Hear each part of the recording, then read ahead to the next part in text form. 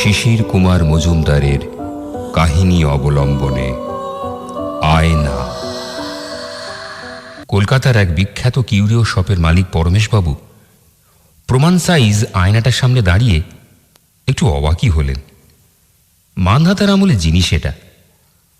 একটা স্ট্যান্ডের ওপর এমনভাবে দাঁড় করানো আছে যে ইচ্ছে করলেই আয়নাটাকে সামনে পেছনে হেলানো যায়, এপাশে ওপাশে বাঁকানো যায়। এটা যে কোনো সাহেব সুবোর বাড়ির জিনিস তাতে কোনো সন্দেহই নেই। পুরো পোশাক পরে বের হবার আগে সাহেবরা নিজেদের সাজ পোশাক এতে ভালো করে দেখে নিত। অকশন মাঠের কর্মচারী রামরতনবাবুকে আড়ালে ডেকে পরমেশবাবু জিজ্ঞাসা করলেন, ওহে, ওই আয়নাটার মিনিমাম দাম কত রেখেছ বলো তো? কতই ছাড়বে বলো তো আয়নাটা? রামরতনবাবু একটু থমকে গেলেন, বললেন, ও আয়নাটা আপনি কিনবেন না। আপনি আমাদের অনেক পুরনো খদ্দের। আপনাকে সাবধান করে দেওয়া আমার কর্তব্য। ওটা জন সেবাস্টিয়ানের বাড়ির জিনিস। অবাক হয়ে পরমেশবাবু বললেন, তাতে কি? সাহেব বাড়ির কত পুরনো জিনিসই তো আমি কিনেছি, কিনবো আরও কত। জন সেবাস্টিয়ানের জিনিস হলে তো আরও ভালো। ও তাহলে আসল বেলজিয়াম গ্লাসের আয়না। তা হয়তো 100-150 বছরের পুরনো হবে। তা হয়তো হবে, সঠিক হিসেব বলতে পারবো না। তবে যা শুনেছি ওই জন সেবাস্টিয়ান লোক তেমন ভালো ছিল না। সামান্য টাকার জন্য ও বহু লোকের সর্বনাশ করেছিল, পয়সাও কামিয়েছিল অনেক। কিন্তু সেই পাপের পয়সা সে নাকি বেশি দিন ভোগই করতে পারেনি। তাতে কি? লোকটা খারাপ ছিল, পাপ কাজ করত, কিন্তু তা বলে তো তার আয়নায় তার পাপের ছায়া পড়েনি যে থেকে থেকে তা ফুটে উঠবে। ও আয়না আমি কিনব। অমন একটা গল্পের নায়কের আয়না দাও বুঝে বেচতে পারলে অনেক লাভ রাখতে পারবো। নিলামে আয়নাটা নিয়ে তেমন হাঁকাহাঁকি হলো না। পরমেশবাবু ওটা নিয়ে নিলেন। চেক লিখে দিয়ে রামরতনবাবুকে বললেন, ওহে, আয়নাটা কিন্তু এখন আমারই। রামু ঠেলাওয়ালাকে দিয়ে কালই ওটা আমার বাড়িতে পাঠিয়ে দিই। কাজটা আপনি ভালো করলেন না। শুনেছি ওই আয়নাটা ভয়ের। কেন তা অবশ্য আমি জানি না। যে বাড়ি থেকে ওটা আনা হয়েছিল সে বাড়ির এক বুড়ি বলছিল ওটা নাকি 100-150 বছর ঘরের এক কোণে ছেঁড়া ময়লা কাপড় দিয়ে ঢাকা ছিল। কেউ ওতে মুখ দেখেনি, কারণ বাড়ির সবাই জানতো ওটার মধ্যে এক ভয়ঙ্কর জাদু আছে যা কোনো মানুষের ভালো করে না। তখন পরমেশবাবু বেজায় খুশি হয়ে বললেন, ওহে, এই গুজবের কথাটা তুমি ভালো করে ইংরেজিতে লিখে টাইপ করে দাও তো আমাকে। যা খরচ লাগে তা আমি দিয়ে দেবো। জানো তো, আমি যা কিছু কিনি তা আবার বিক্রি করব বলেই কিনি। আমার কিউরিও শপে দেশ বিদেশের বহু খদ্দের আসে। অমন একটা আয়নার সঙ্গে জন সেবাস্টিয়ানের নাম আর এমন একটা গল্প জুড়ে দিতে পারলে ও আয়না আমি 5 গুণ লাভে বিক্রি করতে পারবো। হে, ভালো কথা। আচ্ছা, ওই জন সেবাস্টিয়ান লোকটাই বা কে ছিল? থাকতো কোথায় সে? সে তো কুখ্যাত জলদস্যু ছিল। গঙ্গায় তার দৌরাত্মে নাকি একসময় নৌকো চলাচল বন্ধ হবার উপক্রম হয়েছিল। এই অবশ্য আমার শোনা কথা। আয়নাটা পরমেশবাবু প্রথমে তার বাছাই ঘরে রাখলেন। রামরতনবাবু কথা রেখেছেন। আয়নার সঙ্গে আয়নার ইতিহাসও টাইপ করে পাঠিয়ে দিয়েছেন। এখন কল কবজাগুলো তেল দিয়ে নরম করতে হবে, কাঠের ফ্রেমে পালিশ ধরাতে হবে, তারপর কাচ সাফ করে ওটাকে বিক্রির ঘরের মাঝখানে বসিয়ে দেবেন উনি। 5 গুণ নয়, হয়তো 20 গুণ দামও পেয়ে যেতে পারেন যদি তেমন কোনো খদ্দের এসে পড়ে। তাই হলধরকে ডেকে বললেন, ওরে, সাবান জল গুলে আগে কাজটা ভালো করে সাফ করে ফেল, তারপর আলী মিস্ত্রিকে খবর দে আজ রাতের মধ্যেই ওটাকে ফের বার্নিশ করে দিয়ে যাক। কাল ছুটির দিন আছে, শোরুমের ভালো জায়গা রাখলে কালই বিক্রি হয়ে যাবে। সারাদিন নিলামে ধকল গেছে, তাই ক্লান্ত ছিলেন পরমেশবাবু। ওই একটা আয়নাই তো নয়, আর যেসব মূর্তি, পুরনো ঘড়ি কিনেছিলেন সেগুলো জায়গা মতো সাজাতে লাগলেন। জিনিসগুলো ঠিক জায়গা মতো রাখার উপরেও বিক্রি অনেকটা নির্ভর করে। মনে মনে তাই আয়নাটাকে যে কোথায় রাখবেন সে কথাই ভাবছিলেন উনি। হঠাৎ ও ঘর থেকে হলধরের চিৎকার ভেসে এলো। তারপর বিকট একটা চিৎকারের সঙ্গে কিছু একটা পড়ে যাওয়ার শব্দ। চোর চোর শব্দে অবাকই হয়েছিলেন পরমেশবাবু। চারদিক বন্ধ বাড়ির মধ্যে চোর ঢুকবে কি করে? কিন্তু যেভাবে শেষ হলো ব্যাপারটা, তাতে প্রায় ছুটেই উনি বাছাই ঘরে পৌঁছলেন। আর সেই ঘরে পৌঁছে পরমেশবাবু দেখলেন জলের বালতিটা উল্টোনো। সাবান গোলা জলের মাঝখানে মেঝেতে পড়ে হলধর বেহুশ হয়ে গো গো করছে। চারদিক যেমন বন্ধ ছিল তেমনই আছে। চোরের ব্যাপারটা নেহাতি কল্পনা। কিন্তু হলধরের কি হলো? কি এমন দেখে ও অজ্ঞান হয়ে গেল? ধরাধরি করে ওকে নিয়ে গিয়ে পাখার নিচে বেঞ্চে শুইয়ে দিলেন পরমেশবাবু। ঠান্ডা জলে ঝাপটা দিলেন চোখে মুখে। ফোন করে দিলেন ডক্টর দত্তকে তাড়াতাড়ি আসার জন্য। জ্ঞান ফিরে পেয়ে হলধর ফ্যাল করে চেয়েই রইল। পরমেশবাবু জিজ্ঞেস করলেন, কি হয়েছিল রে হলধর? হলধর কোনো কথা বলল না, শুধু এদিক ওদিক চাইতে লাগলো। তা দেখে অবাক পরমেশবাবু বললেন, চোর এখানে আসবে কোথা থেকে রে? ওই আয়নাটা এদিক ওদিক ঘুরে সামনে পেছনেও হেলে। কাজ সাফ করতে করতে তুই অন্য মনস্কের মতো হঠাৎ তোর নিজের ছায়া দেখেই চোর ভেবে এমন চেঁচিয়ে উঠেছিলি। আয়নাটা আবার তোর হাতের ধাক্কায় ঘুরে যেতে চোরটাকে, মানে তোর ছায়াকে, আর তুই দেখতে পাসনি, তাই ভয়ে। কথা শেষ করতে পারলেন না পরমেশবাবু। হলধর ফুঁপিয়ে কেঁদে উঠল। কান্না ভরা গলায় বলল, বাবু, আয়না ভালো না, ওটা বাইরে ফেলে দিন। হলধরের কথা শুনে থমকে গেলেন পরমেশবাবু।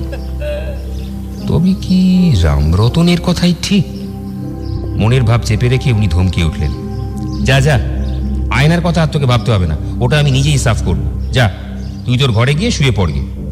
আর আমি ডাক্তারবাবুকে খবর দিচ্ছি, তোকে একবার দেখে যাবে। যা ওষুধ লাগে তা আমি দিয়ে দেবো। যা যা, এখন তো নিজের ঘরে গিয়ে শুয়ে পড় গিয়ে। ডক্টর দত্ত এলেন আর পরমেশকে দেখেই হই হই করে বলে উঠলেন, দাদা, দারুণ একখানা গল্প শুনলাম আপনার হলধরের কাছে।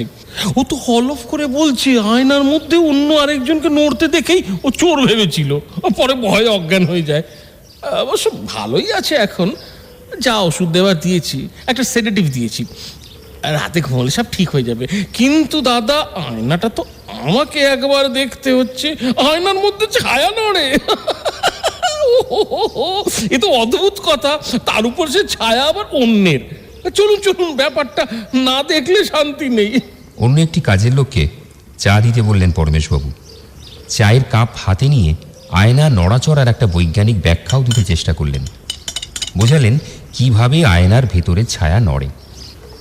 সব শুনে খালি চায়ের কাপ নামিয়ে রেখে ডক্টর দত্ত বললেন, না, আপনি বলছেন আপনার আয়নাটা এমনভাবে কলকবজার বল বিয়ারিং এর উপর মাউন্ট করা যে তার ফলে ওটাতে একটা জাইরোস্কোপিক মুভমেন্ট ঘটানো সম্ভব, আর তা ঘটছে বলেই মনে হচ্ছে ছায়া নড়ছে। বেশ, এ না হয় বুঝলাম, কিন্তু ওই অপরের ছায়ার ব্যাপারটার কি ব্যাখ্যা দেবেন? ওর ব্যাখ্যা একটাই, ভয়ে ভুল দেখা। একটা আয়নায় অন্যের ছায়া নড়বে, এ কি কখনো সম্ভব? যে ব্যাখ্যাই দিন দাদা, ও আয়না দেখার মতন জিনিস। চলুন চলুন, ওটা নিজের চোখে দেখবো, দেখি আমার বেলায় কার ছায়া নড়ে ওর ভেতরে। আচ্ছা বেশ, চলুন চলুন, আপনাকে তাহলে আয়নাটা দেখাই। আচ্ছা, একটা জিনিস খেয়াল করেছেন কি? শুধু হলধরই এটা দেখেছে, আমি নিজে কিন্তু এখনো কিছুই দেখিনি। দেখবো কি করে?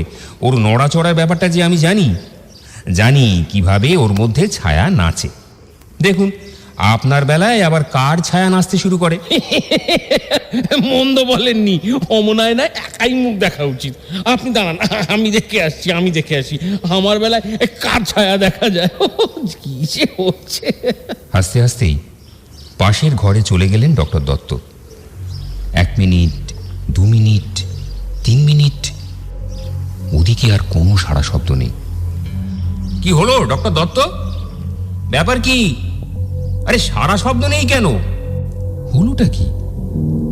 ডক্টর দত্ত তো আর হলধরের মতো কুসংস্কারচ্ছন্ন নয়, তবে কোনো উত্তর দিচ্ছেন না কেন? তাড়াতাড়ি ও ঘরে ঢুকে জীবনে সব থেকে বেশি অবাক হলেন পরমেশবাবু।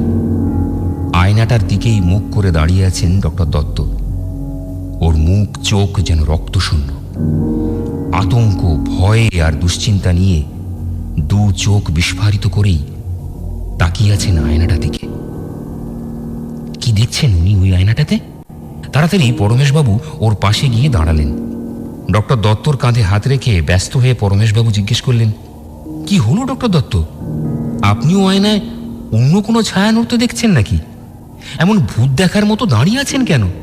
দেখুন দেখুন দেখুন, আমার আর আপনার ছায়া ছাড়া আয়নাটাতে আর কোনো ছায়া নেই। দুহাতে মুখ ঢেকে ফেললেন ডক্টর দত্ত। বললেন, আমাকে আবার গাড়িতে তুলে দিন পরমেশবাবু, বাড়ি যাব, অসুস্থ বোধ করছি। এবার কিন্তু পরমেশবাবু সত্যিই ব্যস্ত হয়ে পড়লেন। কি হলো বলুন তো আপনার ডক্টর দত্ত? শেষে আপনিও কি হলধরের সঙ্গে ভিড়লেন? পরমেশবাবুর কথার উত্তরে ডক্টর দত্ত কাঁপা কাঁপা গলায় বললেন, বাড়ি যাব আমি। ড্রাইভারকে বলে দিন যেন সোজা আমাকে বাড়ি নিয়ে যায়।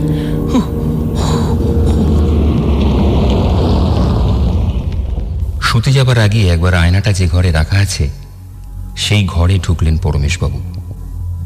রে জনসন তার অনেক দিনের পুরনো খদ্দের, তাই আয়নাটা যাতে তার পছন্দ হয় সেজন্য নিজের চোখে একবার ভালো করে জিনিসটা দেখে নিলেন। ডক্টর দত্ত পর্যন্ত আয়নাটা দেখে কেন যে ওরকম ভয় পেয়ে গেলেন, অথচ ভয়ের কোনো কারণ বললেন না। কিন্তু এই যে আমি দাঁড়িয়ে আছি আয়নার সামনে, কই নিজেকে ছাড়া তো অন্য কাউকে দেখতে পাচ্ছি না। এই সব কথা ভাবতে ভাবতে আয়নার দিকে পিছন ফিরে ঘুরতেই অদ্ভুত একটা গোঙানির আওয়াজ শুনতে পায় সে। কয়েক মুহূর্ত সেখান থেকে নড়তে পারে না কিছুতেই, কিন্তু আয়নার দিকে মুখ ফেরাতেই সেই বীভৎস আওয়াজটা আর শোনা যায় না। একটু ঘাবড়ে গেলেও নিজেকে সামলে নেয় Paramesh.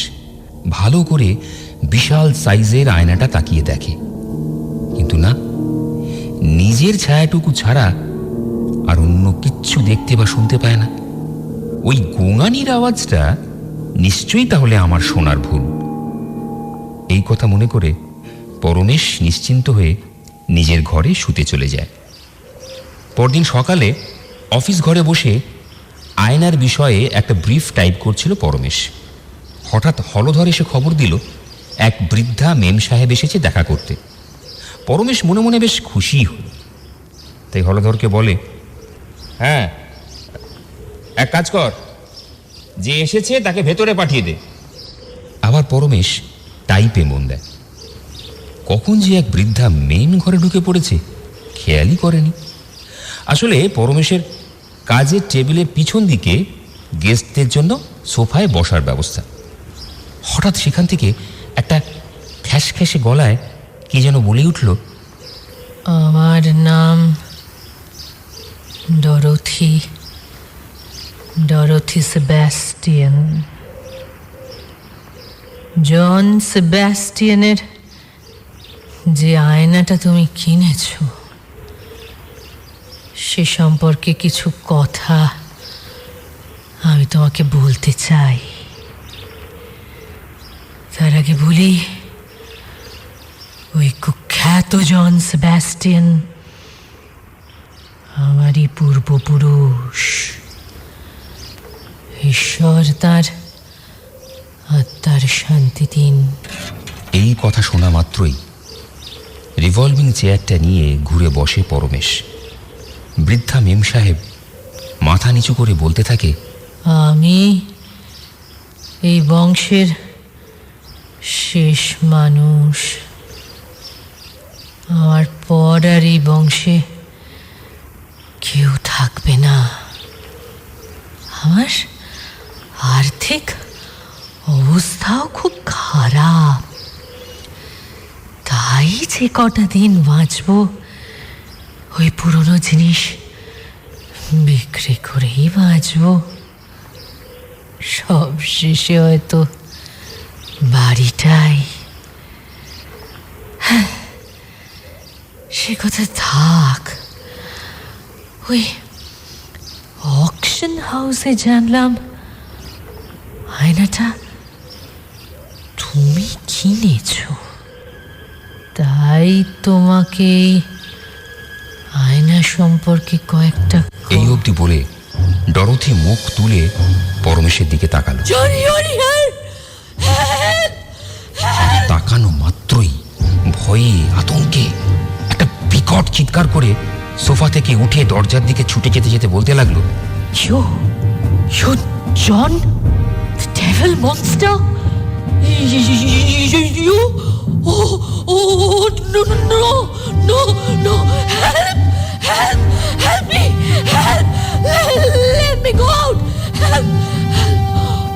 Agnes! Oh, John! John, you're here! ছুটে দরজার দিকে যেতে গিয়ে একটা পিতলের ল্যাম্পশেডের সঙ্গে ধাক্কা লেগে ছিটকে মাটিতে পড়ে যায় ডরথি। এতক্ষণ পরমেশ এইসব কাণ্ড দেখে হতভম্বের মতো দাঁড়িয়েছিল। বুঝতেই পারছিল না তাকে দেখে এই বৃদ্ধা মেয়ে ভয় পেয়ে এরকম চিৎকার করছে কেন।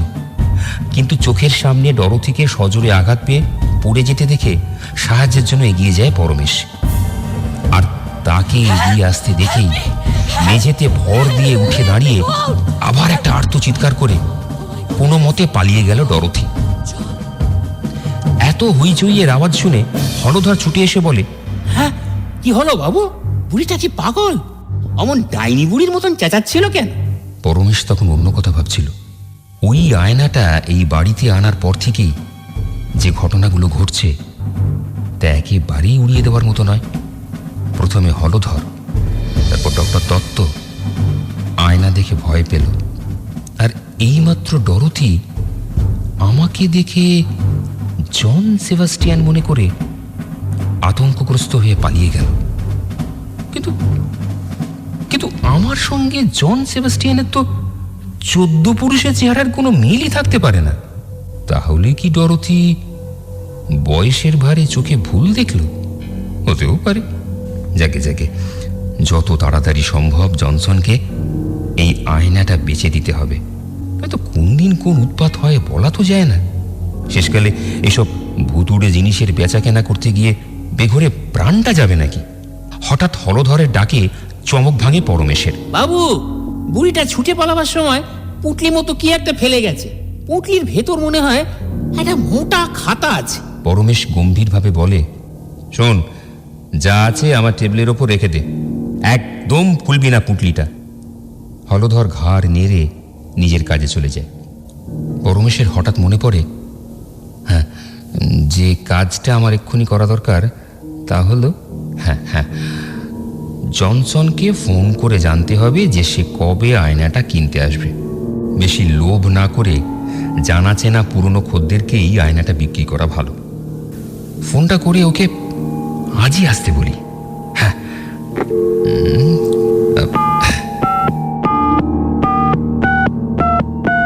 হ্যালো জনসন, হ্যালো, পরমেশ বলছি। তুমি কি? হ্যাঁ, ভালো আছি। তুমি কি আজ এসে আয়নাটা নিয়ে যাবে?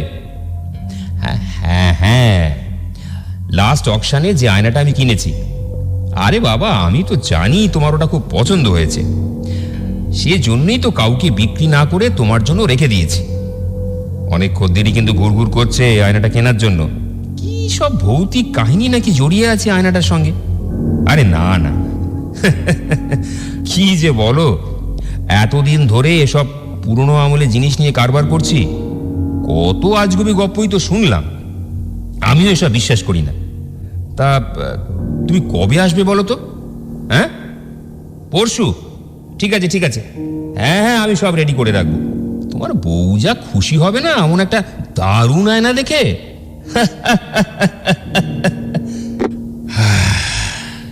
যাক বাবা, আর একটা দিন অপেক্ষা করলেই অপয়া আয়নাটাকে বাড়ি থেকে বিদায় করা যাবে। বাপরে বাপ। সেদিনটা বেশ ভালোভাবেই কাটল। রাতে খাওয়া দাওয়ার পর হলধরকে ছুটি দিয়ে আয়নাটা নিজের চোখে একবার তদারকি করে নেবার জন্য হল ঘরে এলো। এই দুদিন যখন কোনো কিছু ঘটনাই ঘটলো না, তার মানে সবটাই মনের ভুল। আর ডরথিটা নিশ্চয়ই একটা বদ্ধ পাগল।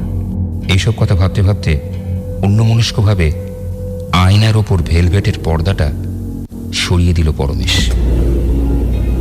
আর তা সরানো মাত্রই বাইরে যেন প্রচন্ড একটা বাজ পড়ল।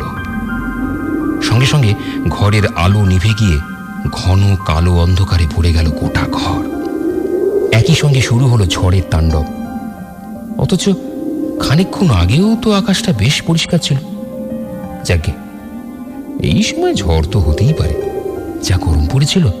কিন্তু একটা আলো জ্বালানোর খুব দরকার, নয়তো কিছুই দেখতে পাচ্ছি না। পকেট থেকে দেশলাই বার করে কাঠি জ্বালিয়ে সে একটা মোমবাতির খোঁজ করতে থাকে। বহু কষ্টে ঘরের কোণে রাখা একটা শ্বেত পাথরের টেবিলের ওপর থেকে মোমবাতি খুঁজে পায় পরমেশ। মোমবাতিটা একটা পিতলের স্ট্যান্ডে রাখা। সেই মোমবাতিটা জ্বালার পর একটা অদ্ভুত আলো আর ছায়া তৈরি হয় সারা ঘরে। সেই আলো ছায়ায় শ্বেতপাথরের টেবিলের ওপর রাখা একটা ডায়েরি দেখতে পায় পরমেশ। ডায়েরিটা কালো চামড়া দিয়ে বাঁধানো, উপরে লেখা জন সেবাস্টিয়ান। ও, এই ডায়েরিটাই তাহলে সেদিন ডরোথি পুটলি করে নিয়ে এসেছিল আমাকে আয়নাটার ভৌতিক কাহিনী সম্পর্কে বিশ্বাস করানোর জন্য। তারপর আমাকে দেখে ভয় পাবার পর ছুটে পালাতে গিয়ে ডায়েরিটা ফেলে চলে যায়। হলধর সেটা খুঁজে পায়, কিন্তু আমি তো পুটলিটা হলধরকে আমার অফিস ঘরের টেবিলে রাখতে বলেছিলাম। পুটলি থেকে খুলে ডায়েরিটা এখানে নিয়ে এলো কে? না না, হলধর তো এমন কাজ কখনো করবে না।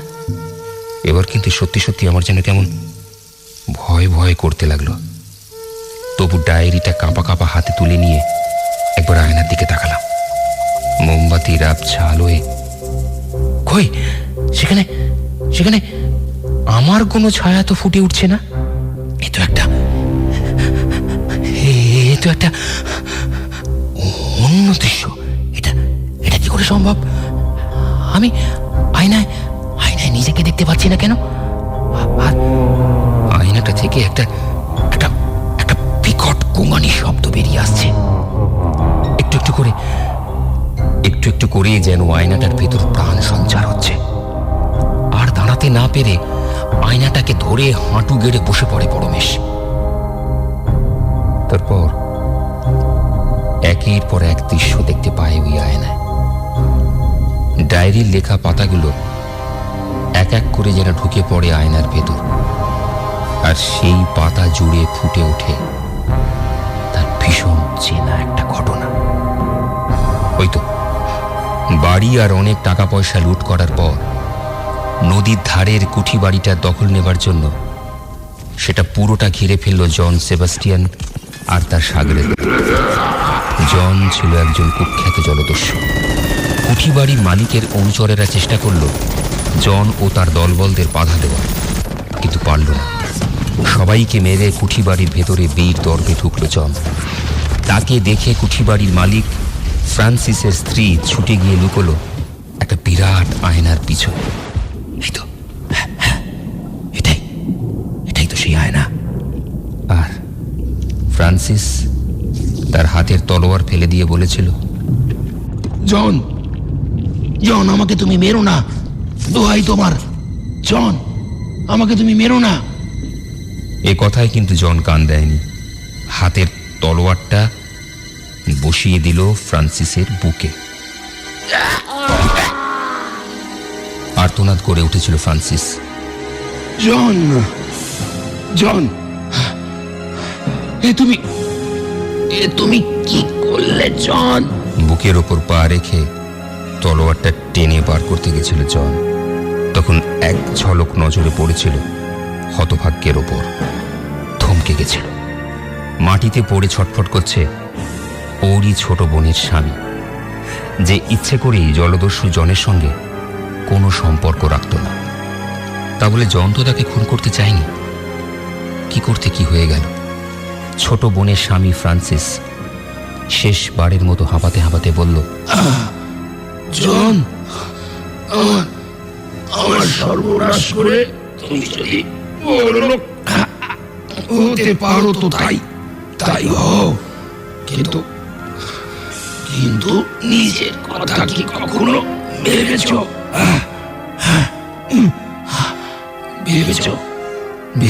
কোন নরকে তুমি নিয়ে যাচ্ছ? দেখো ওই আয়নাটার দিকে, দেখো নিজেকে দেখতে পাবে, ঠিকভাবে দেখতে পাবে। এই অভিশাপ আমি তোমাকে দিচ্ছি। তুমি মরে গেলেও যতদিন না এই আয়নাটা ভেঙে টুকরো টুকরো হচ্ছে,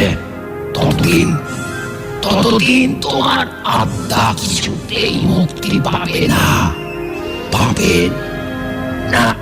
এই কথাটুকু শেষ করেই ফ্রান্সিসের মাথা ঢলে পড়ল মাটিতে। জন সোজা হয়ে দাঁড়াতেই তার ছায়া পড়েছে ওই আয়নায়। আতঙ্কে শিউরে উঠেছিল জন। তার সঙ্গে ভেসে এসেছিল ফ্রান্সিসের গলার আওয়াজ। যতদিন না এই আয়নাটা ভেঙে টুকরো টুকরো হচ্ছে, ততদিন তোমার আত্মা কিছুতেই মুক্তি পাবে না। পরমেশ অনেকক্ষণ পর হঠাৎ আয়নায় নিজেকে দেখে চমকে ওঠে। হ্যাঁ, অদ্ভুত অদ্ভুত পোশাক পরা ওই লোকটাই তো সে। হ্যাঁ, আমার আমার মুখের সঙ্গে এত মিল কেন? জন জন জন সেবাস্টিয়ান। হ্যাঁ, ও এই কারণেই তাহলে ডরোথি আমাকে দেখে ভয় পেয়েছিল। ডরোথি নিশ্চয়ই কোনোভাবে জনের কোনো অয়েল পেন্টিং করা ছবি দেখে থাকবে। আর ডায়েরির ঘটনাটা জানার পর থেকে আয়নাটা আর কেউ ব্যবহার করেনি। বাইরে ঝড় একটুও কমেনি, তার সঙ্গে সমানে বিদ্যুৎ চমকাচ্ছে, বাজ পড়ার আওয়াজ, আর এক নাগাড়ে বৃষ্টি হয়ে চলেছে। পরমেশ প্রচন্ড ভয় পেয়ে ডায়েরিটা ছুঁড়ে মারে আয়নার গায়ে। আয়নায় ধাক্কা খেয়ে মোটা ডায়েরিটা এসে কপালে লাগে পরমেশে। মেঝেতে উল্টে পড়ে যায় সে। আর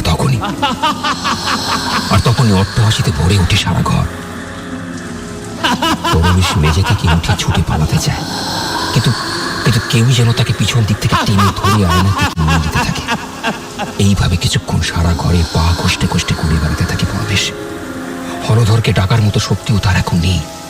হাঁটু দুটো চামড়া ধীরে ধীরে উঠে আসছে, তবু কিছুতেই সেই না দেখতে পাওয়া অশরীরী আত্মার হাত থেকে পালাতে পারছে না সে। আরো কিছুক্ষণ পর গায়ের সব শক্তি ফুরিয়ে যাওয়ার পর পাগলের মতো আয়নার কাচের গায়ে এলো পাথার ঘুষি চালাতে থাকে সে। কয়েকটা সরু ফাটল ছাড়া আর কিচ্ছু হয় না আয়নাটা। হঠাৎ এক ভীষণ শক্তি যেন ভর করে তার শরীরে। শ্বেত পাথরের ভারী টেবিলটা তুলে আছড়ে মারে আয়নাটার উপর। ঝনঝন আওয়াজে ভেঙে পড়ল গোটা আয়নাটা, আর তীক্ষ্ণ ফলার মতো একটা কাঁচ সোজা এসে ঢুকে গেল পরমেশের পেটে। যতদিন না এই আয়নাটা ভেঙে টুকরো টুকরো হচ্ছে, ততদিন তোমার আত্মা কিছুতেই মুক্তি পাবে না। আর তো চিৎকার করে পরমেশ লুটিয়ে পড়ল মাটিতে। লাল রক্তে ভেসে যাচ্ছে সারা ঘর। আয়নার কাচের টুকরো ছড়িয়ে রয়েছে গোটা ঘরে। কাল সকালে এসে রে জনসন পরমেশ আর তার সাধের আয়না কোনোটাই সঠিক অবস্থায় পাবে না। পুলিশ অবশ্য আসবে এবং তারা নিজের কাজ করবে। হলধরকে হয়তো ধরে নিয়ে যাবে, আবার ছেড়েও দেবে। শুধু জন সেবাস্টিয়ানের অতৃপ্ত আত্মা আর এই পৃথিবীতে থাকবে না।